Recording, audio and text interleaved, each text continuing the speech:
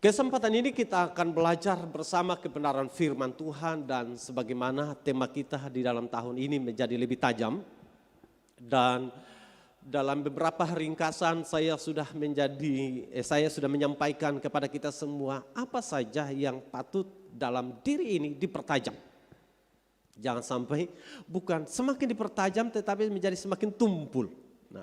Nah, tentu bagian inilah yang kemudian saya ingin menyampaikan beberapa hal penting dalam kehidupan kita selaku umat Tuhan. Kita ada di dunia dan saat kita ada di gereja tidak berarti kita akan menjadi orang yang sempurna. Selama kita masih manusia maka ada kata yang disebut ketidaksempurnaan ada pada kita semua. Tapi di tengah ketidaksempurnaan kita patut dipertajam agar supaya ketidaksempurnaan kita dilengkapi oleh orang lain.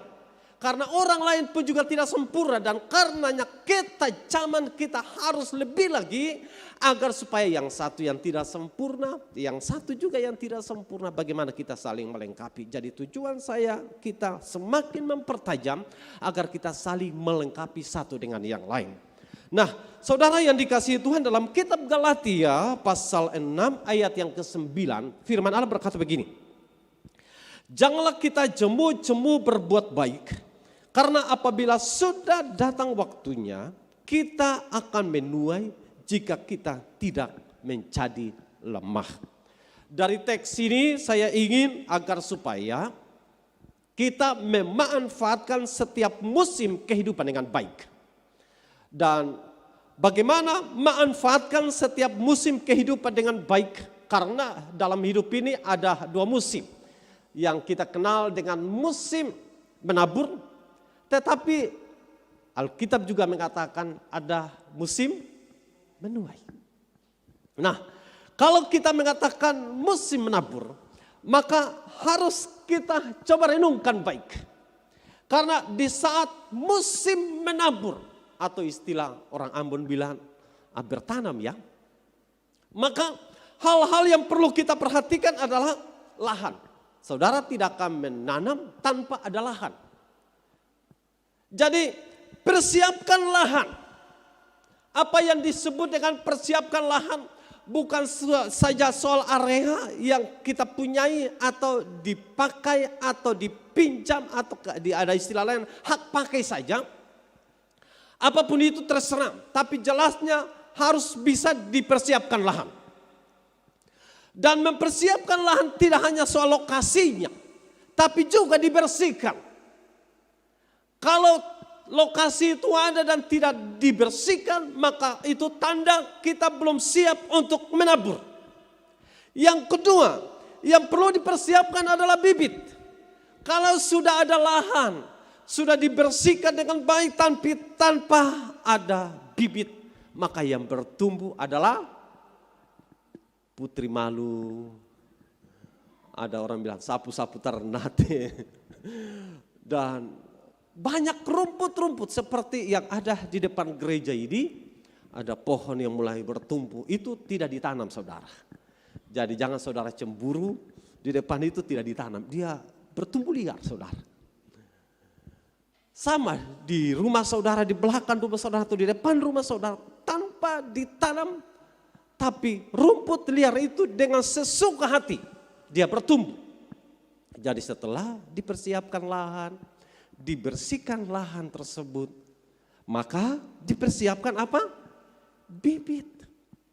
Setelah dipersiapkan bibit, tapi kalau tidak ditabur juga sama.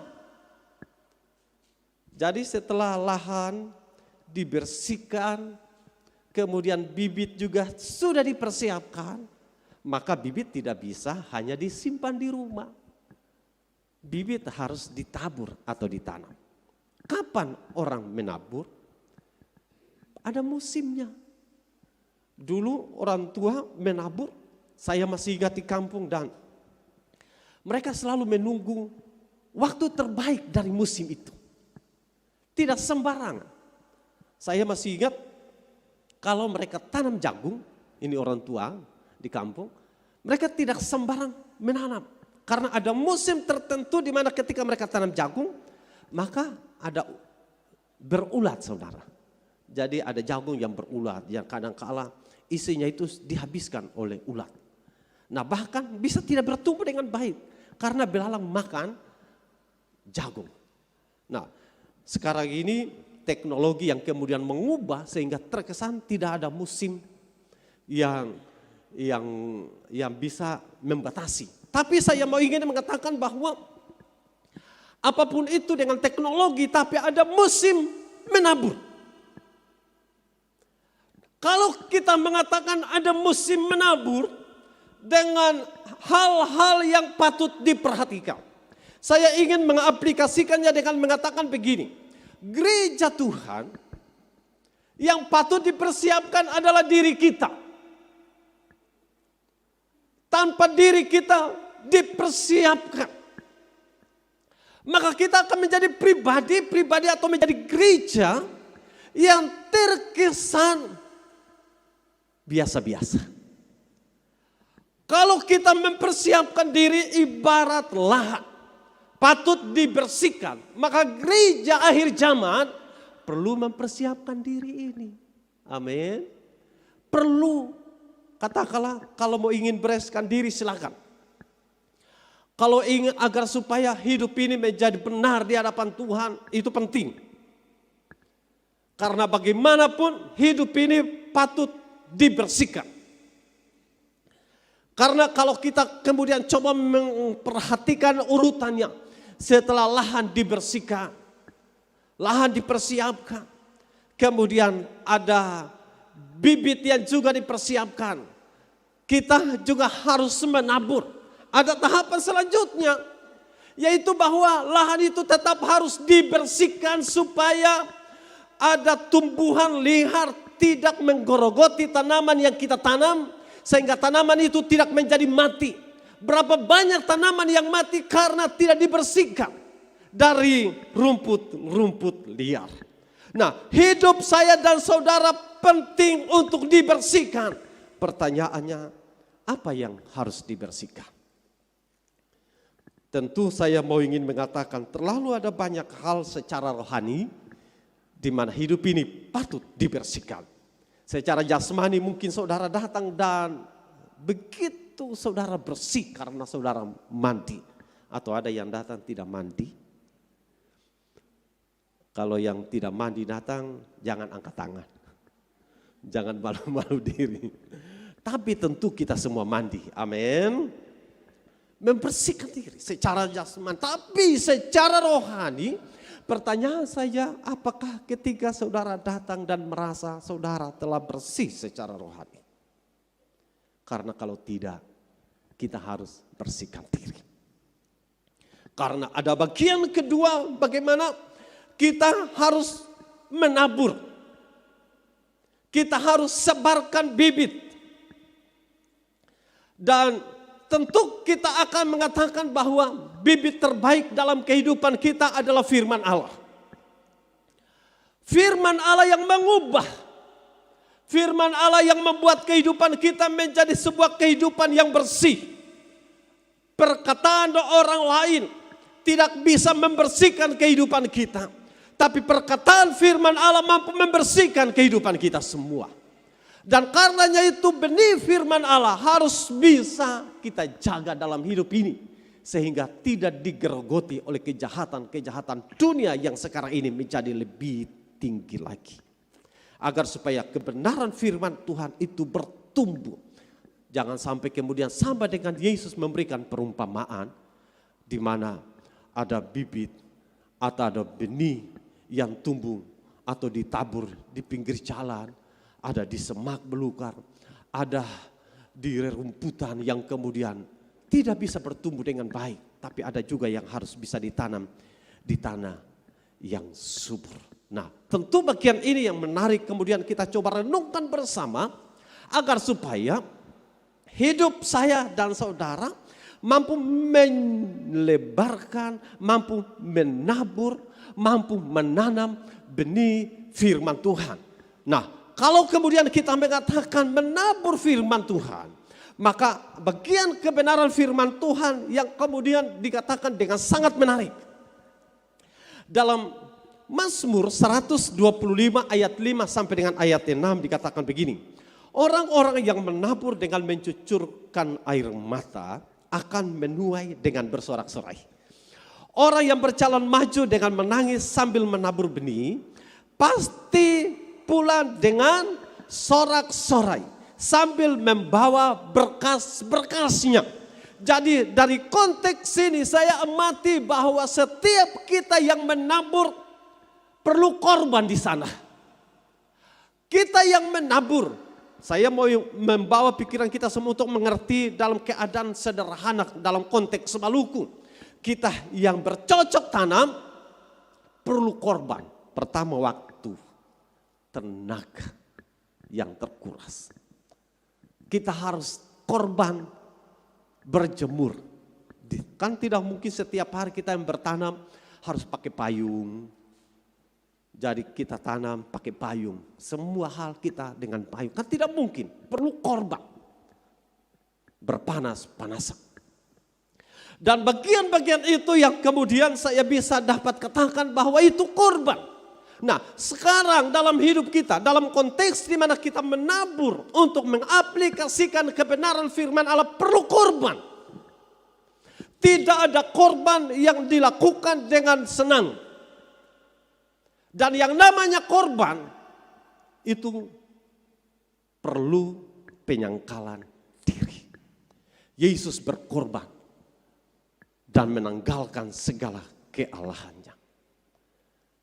Statusnya sebagai pencipta langit dan bumi, dia abaikan. Dia rela menderita, dia disalibkan. Dan itu korban. Saya dan saudara untuk kemudian menabur perlu korban.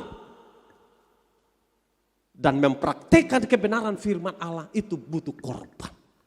Dan karena itu penulis kitab Roma dalam hal ini Paulus mengatakan begini. Saya baca agar supaya saudara mengerti dengan baik. Dalam Roma pasal 12 ayat 13 sampai ayat yang ke-15 dikatakan begini. Bantulah dalam kekurangan orang-orang kudus dan usahakanlah dirimu untuk selalu memberikan tumpangan. Berkatilah siapa yang menganiaya kamu, berkatilah dan jangan mengutuk. Bersukacitalah dengan orang yang bersukacita dan menangislah dengan orang yang menangis. Satu lagi. Dalam Roma pasal 12 ayat 11 dalam konteks ini dikatakan begini. Janganlah hendaknya kerajinanmu kendor. Biarlah rohmu menyala-nyala dan layanilah Tuhan. Dari bagian inilah saya coba ingin menyampaikan sebuah percakapan Yesus dalam Injil Matius pasal 25. Dalam ayat yang ke-44 saja saya baca. Ini sebuah pernyataan Yesus kepada para pendengar. Karena Yesus akan menyampaikan sebuah kritikan keras kepada para pendengar. Dengan kemudian Yesus memberikan jawaban sederhana. Dia mengatakan begini. Ayat 44 Injil Matius pasal 25. Lalu mereka pun akan menjawab dia katanya, Tuhan, bila manakah kami melihat engkau lapar atau haus atau sebagai orang asing atau telanjang atau sakit atau dalam penjara dan kami tidak melayani engkau. Pernyataan banyak orang ini seakan-akan mereka mengatakan kepada diri bahwa kami ini belum pernah melakukan sesuatu atau melihat engkau Yesus lapar, melihat engkau Yesus telanjang, melihat engkau Yesus ada di penjara. Jadi terkesan pernyataan mereka ini sebuah kesan yang mengatakan bahwa Yesus pernah ada di penjara, Yesus pernah lapar, Yesus pernah orang asing, Yesus pernah sakit, Yesus pernah haus. Tetapi orang-orang itu tidak pernah mereka melayani Yesus. Tapi kemudian kalau saudara melihat di dalam konteks pasal 25 ini. Saudara akan temukan bahwa kalau kalian dapat melakukan sesuatu kepada orang yang sederhana, kepada orang lain. Ataukah kalau kalian tidak melakukannya, sama dengan kalian juga tidak melakukan untuk aku. Jadi dari bagian ini kita dapat mengambil kesimpulan bahwa saat dimana kita menabur kepada orang-orang yang perlu pertolongan. Siapa dia? Dalam percakapan ini, kalau saudara perhatikan, dia yang lapar. Siapa dia? Dia yang haus. Siapa dia? Dia yang adalah orang asing. Siapa dia? Dia yang ada dalam penjara. Siapa dia? Dia yang membutuhkan pertolongan. Apakah selama ini kita mengatakan yang penting saya bisa makan, saya bisa minum, saya bisa pakai dan cukup di sana. Terserah orang mau menderitakah, mau susahkah, itu bukan bagian saya. Tapi Alkitab mengatakan, kalau dapat kita lakukan sesuatu kepada orang lain dan tidak kita lakukan, maka sama dengan kita tidak lakukan juga kepada Yesus. Dan ini sebuah kritikan kuat buat saya dan saudara selaku umat Tuhan, agar supaya kita dapat mampu memanfaatkan masa-masa untuk menabur. Dan kepada siapa kita menabur, bagian-bagian sudah tadi saya sampaikan secara simpel. Dan karena itu saudaraku selaku anak Tuhan, ayat yang lain yang kemudian menjelaskan kepada kita semua dalam kitab Galatia pasal 6 ayat yang ke-9. Kita lakukan semua kepada orang.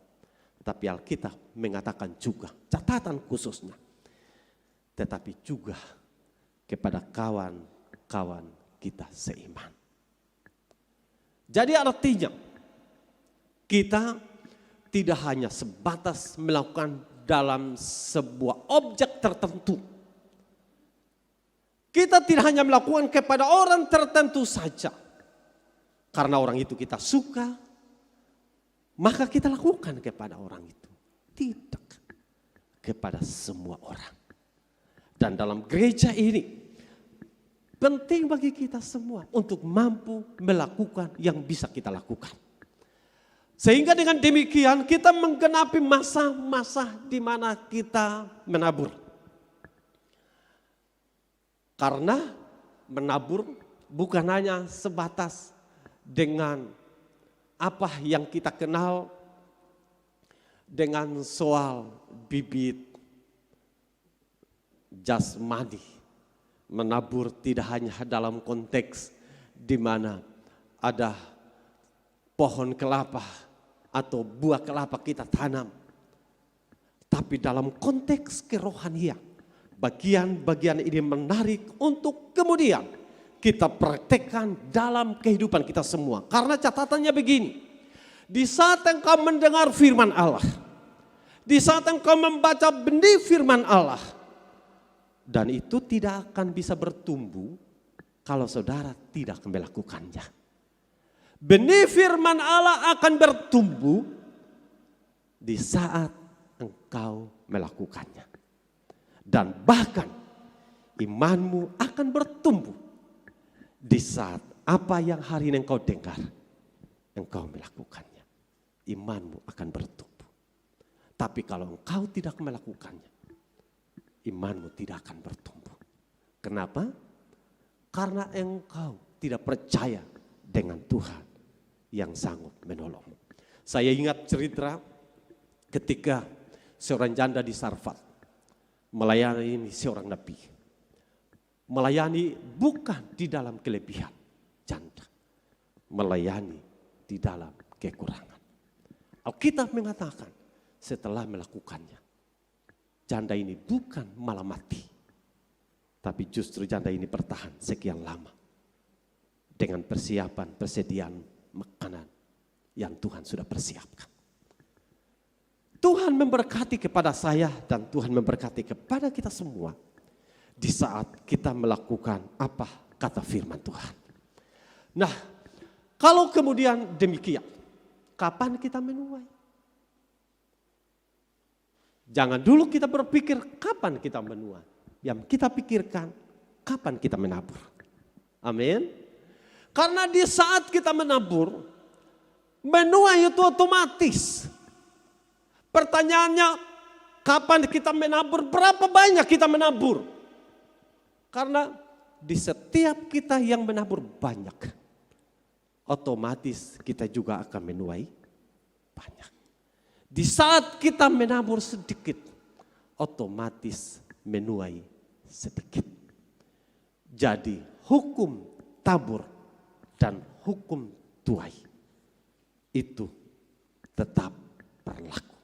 Sekarang catatan menarik untuk kemudian kita renungkan bersama begini.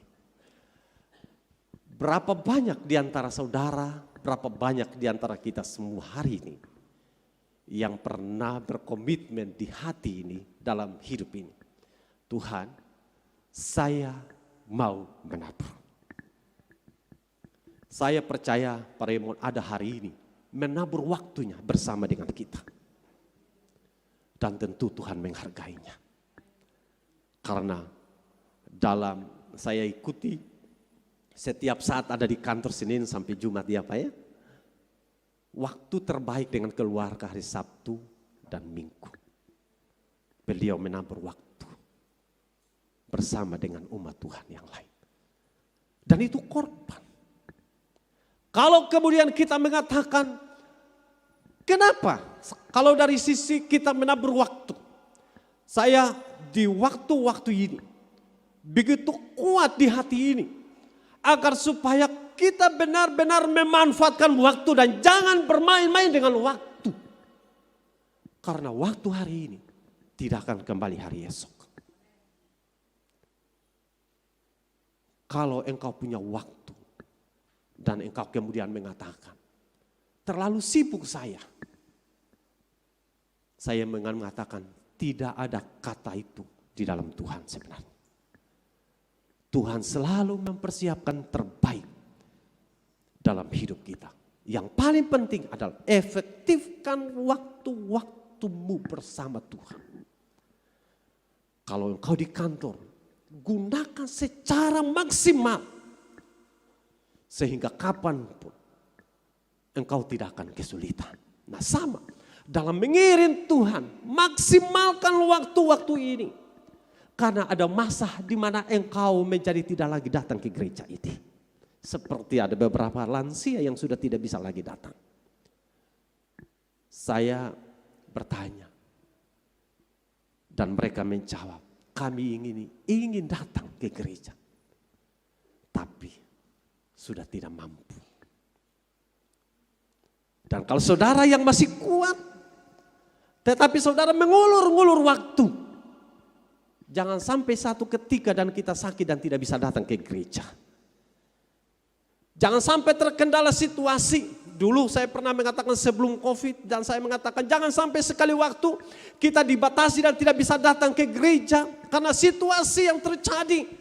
Dan ternyata COVID menjadi sebuah tantangan besar bagi kita semua untuk tidak bisa datang waduh hampir 2 tahun sekian. Dan itu menjadi pembuktian iman saya dan saudara. Apakah ketika kita dalam situasi terpuruk, kita masih punya iman yang kuat di dalam Tuhan. Dari sisi waktu kalau kemudian mengatakan taburlah waktu dengan baik bersama dengan Tuhan. Jangan sampai tabur waktu kita hanya bersama dengan teman. Menghabiskan atau tabur waktu hanya dengan game. Beberapa tempat saya kalau jalan kita panggil hampir mereka tidak punya respon. Kenapa? Serius dengan game. Saya ada suara. Kenapa? Karena takut kalah game. Sibuk menghabiskan waktu dengan game. Baca Alkitab sing pernah. Saya mau supaya waktu-waktu, karena ada bagian waktu dalam hidup ini bisa kita sudah tidak bisa mampu melihat lagi. Ada seorang rekan hamba Tuhan kami yang karena kondisi saraf matanya yang tidak bisa melihat lagi. Suaminya begitu terganggu karena suaminya tidak bisa melayani dengan baik. Istrinya juga hamba Tuhan yang tidak bisa melayani dengan baik. Dan situasi ini bisa terjadi kapan saja. Ada orang tua yang sudah tidak bisa membaca lagi. Bahkan yang tidak bisa dengar lagi. Dan kalau saudara masih bisa dengar firman Tuhan, dengar firman Tuhan. Amin. Kalau saudara masih bisa baca, karena matamu masih bagus, baca. Kalau saudara masih sehat, kalau saudara masih bisa melangkah, datang ke gereja, datang dalam persekutuan. Karena ada musim kehidupan kita, sudah tidak bisa lagi. Dan sebelum datang penyesalan itu, mari kita maksimalkan waktu-waktu ini. Dari sisi kata menabur waktu saja, sudah panjang dan lebar. Belum hal-hal yang lain yang cukup banyak. Tetapi kalau kemudian saya mau mengatakan bahwa manfaatkan setiap musim kehidupan dengan baik. Kalau engkau masih punya sesuatu yang engkau bisa lakukan dan berbagi dengan orang lain. Berbagi dengan orang lain. Kalau ada sesuatu yang saudara bisa lakukan untuk orang lain yang terbaik. Mungkin saudara tidak punya harta. Saudara hanya punya pengetahuan firman Tuhan. Dan kata-kata yang dapat mampu membangun orang yang lagi bermasalah. Datang dan jangan hakimi dia. Datang dan rangkul dia. Datang dan doakan dia. Datang dan motivasi dia. Karena apa saudara? Karena hanya itu yang kalau engkau bisa buat. Buatlah itu yang terbaik. Dan dengan rajinlah melakukannya. Karena situasi saudara tidak membuat saudara punya alasan tidak bisa menabur. Kalau saudara bisa menabur waktu dengan orang lain, menaburlah waktu dengan orang itu. Kalau saudara bisa menabur dengan hartamu, menaburlah hartamu dengan orang lain. Apa yang engkau bisa lakukan? Lakukan yang terbaik. Dan sekali lagi, dalam percakapan pasal yang ke-25 Injil Matius, engkau lakukan sesuatu kepada orang lain sama seperti engkau melakukannya untuk Kristus. Jadi artinya, soal memandang dan melihat secara jasmani kepada orang lain. Kadangkala justru itu menjadi penghambat. Sehingga ada istilah yang dikatakan bahwa kita seakan-akan hanya memilih-milih. Tapi Tuhan mengajar kita agar supaya kita mau melakukan segala sesuatu kepada semua orang. Sehingga dengan demikian, apa yang engkau lakukan selama ada di dunia, maka akan ada waktu engkau akan menuai. Engkau menuai baik karena engkau menabur baik. Kalau engkau bisa melakukan sesuatu kepada orang lain, karena satu ketika engkau juga akan menuainya. Mungkin saudara punya pengalaman tersendiri. Saya juga punya pengalaman tersendiri. Dan kadangkala tidak ada kata yang tepat ketika saudara sudah melakukan sesuatu kepada orang lain. Dan saudara mungkin melupakannya. Dan jumpa lagi dengan orang itu suatu ketika. Dan dia menyampaikan sesuatu yang tanpa saudara sadar. Dan engkau akan terdiam sejenak sambil mengatakan, andaikan waktu itu saya tidak menolongnya, bagaimana jadinya orang itu? Karena dalam beberapa peristiwa ada orang yang di puncak persoalannya, dia bisa mati karena bunuh diri. Di puncak kekecewaannya, dia hampir hancur. Tapi kadang justru Tuhan memakai saudara dan saya ketika kita responinya. Orang itu terselamatkan. Dan ketika orang itu terselamatkan, hari ini mungkin kita berbuat dan kita tidak sadar, kita menganggap biasa itu secara kebetulan. Tapi mungkin di satu waktu kita ketemu. Dan orang itu akan dengan bangga berdiri dan mengatakan, kalau bukan Tuhan tolong saya melalui orang itu, saya tidak akan ada sampai hari ini. Dan terlalu ada banyak kesaksian karenanya untuk melakukan hal-hal yang bisa kita lakukan dalam konteks tadi saya katakan untuk memanfaatkan masa-masa menabur. Maka lakukanlah dengan bebas. Lakukanlah kepada semua orang. Karena pada waktunya engkau akan menuainya. Apa yang engkau tabur itu juga yang akan engkau tuai. Dalam kitab Galatia, kalau kita menabur dalam daging, kita akan menuai dengan hal yang sama. Tapi kalau kita menabur dalam roh, kita juga akan menuai dalam roh. Kita menuai yang baik karena kita menabur yang baik. Jadi tugas saya dan saudara sebenarnya kesimpulannya, tidak perlu bertanya kapan menuai. Tugas kita tabur, tabur, dan tabur. Amin. Karena kalau saudara berpikir kapan menuainya, saudara mungkin mengatakan begini, orang itu beta sudah bikin baik tapi dia pernah bikin baik dengan beta. Maka engkau akan kecewa. Tapi kalau engkau melakukan sesuatu, kalau engkau mengatakan bahwa beta ini sudah bikin baik dengan orang itu, terserah orang itu mau bikin baik dengan beta atau kasih, itu bukan urusan beta. Urusan kita adalah melakukan yang terbaik. Mau menolong dalam keadaan susah, menghibur ketika dia duka dan macam-macam, lakukan saja karena itu tugas kita. Amin. Tugas kita selaku orang yang percaya adalah menabur, menabur, menabur. Beritakan firman Allah kepada orang lain yang kadang-kala justru mereka hancur.